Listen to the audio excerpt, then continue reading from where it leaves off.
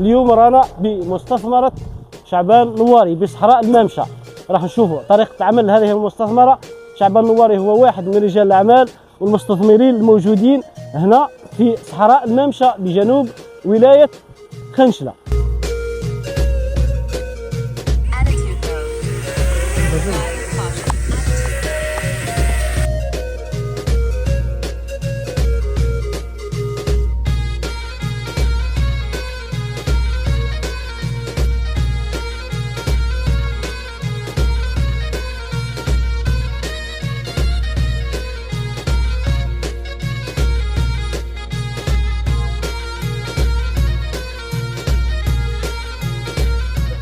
مرحبا بك شعبان نواري، ولا احنا اللي نقولوا مرحبا بحضورنا عندك. راح نكون اليوم ضياف عندك، نشوفوا طريقة عمل هذه المستثمرة. أنا نوار شعبان، مستثمر ورجل أعمال. استثمرت هنا في صحراء المامشة بحوالي 80 بيت بلاستيكي ومحور الغش. نشكر السلطات الإدارية تاع ولاية خنشلة وخاصة مدير الفلاحة الذي رافقني منذ مجيئي إلى هنا.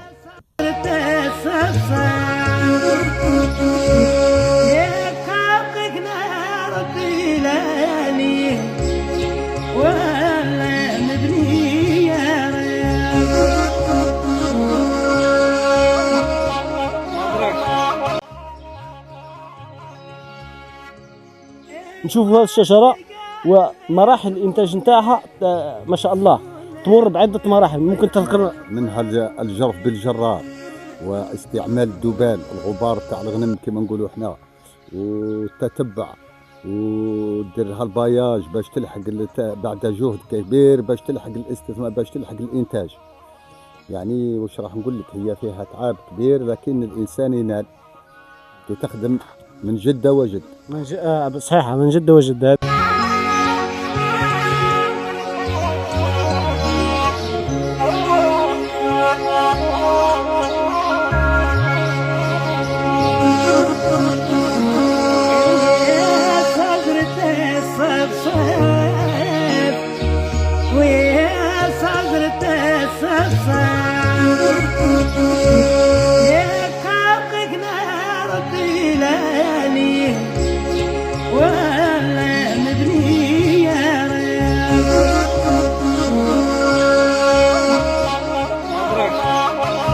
هنا راح يحضروا باه تبدا الماشينه تحصد. قبل باش تدخل الماشينه تحصد القمح، هنا تبدا عمليه التحضير كما تشوفوا. الشوفر هنا عمليه الصيانه قبل بدايه الحصاد.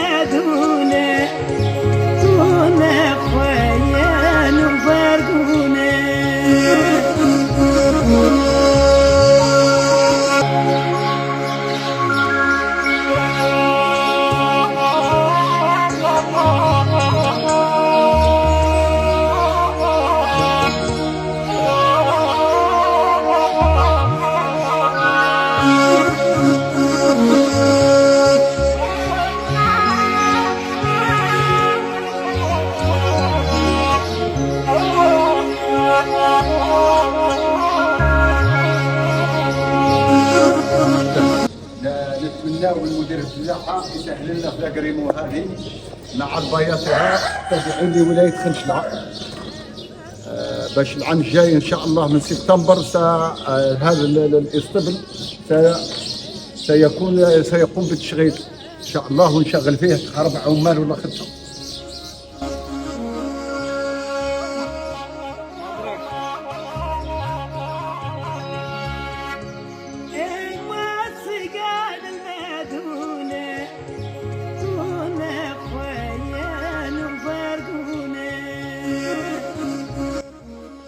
دقيقة هو من يقنعه.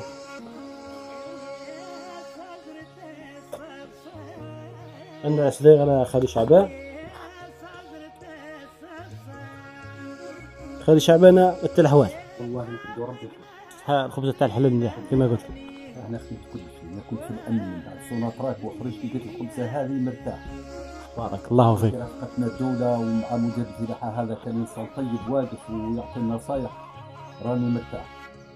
بارك الله فيك يا خالي شعبان. داري راني ساكن في عنابه، البعد بعيد بزاف، لكن داير 10 ايام هنا 10 ايام لهيه، طالع حاط بصح خبزه تاع الحلال. يحمد ربي ولات الحلال يا ربي بالطريقه. الله فيك يا عمي شعبان. هذا ثاني مجمع راح نسقسيو خالي شعبان على هذا المجمع. هذا المجمع ان شاء الله في المستقبل واش راح يكون؟ راح تكون فيها كميات نعجل لهنا ان شاء الله العام هذا نديرهم له. ان شاء الله. لو قار درتوا لتربيه الاغنام وتكلف لي بزاف. المهم ومهما كان نشكر الدوله على التدعيمات، ما خص بنك الفلاحه وسمعت قدموا لنا تسهيلات، وربي تلقاو 800 نعجل عام جاي له ان شاء الله. ثاني ما تشوفوا مجمع تبنى جديد راح يكون ايضا الى جانب الخضر والفواكه والقمح راح يكون تربيه المواشي داخل هذا المجمع ما شاء الله. ثاني هذا مجمع تبنى من اجل تربيه المواشي كما قلت. المواشي وقسمته الى 4 اقسام باش نربي فيه الحيوانات ان شاء الله. الاغنام ندير 700 ولا 800 العام الجاي لهنا ان شاء الله. يعني ان شاء الله ندير وقت تلقاهم الى جانب القمح والفقوس، الى جانب الخضر مثلا والحبوب، كاين ايضا تربيه الاغنام. نتمناو من مدير الفلاحه يسهل لنا في لاكريمو هذه مع البياطها تابعين لولايه خنشله. باش العام الجاي ان شاء الله من سبتمبر هذا الاسطبل سيقوم بالتشغيل ان شاء الله، ونشغل فيه 4 عمال ولا 5.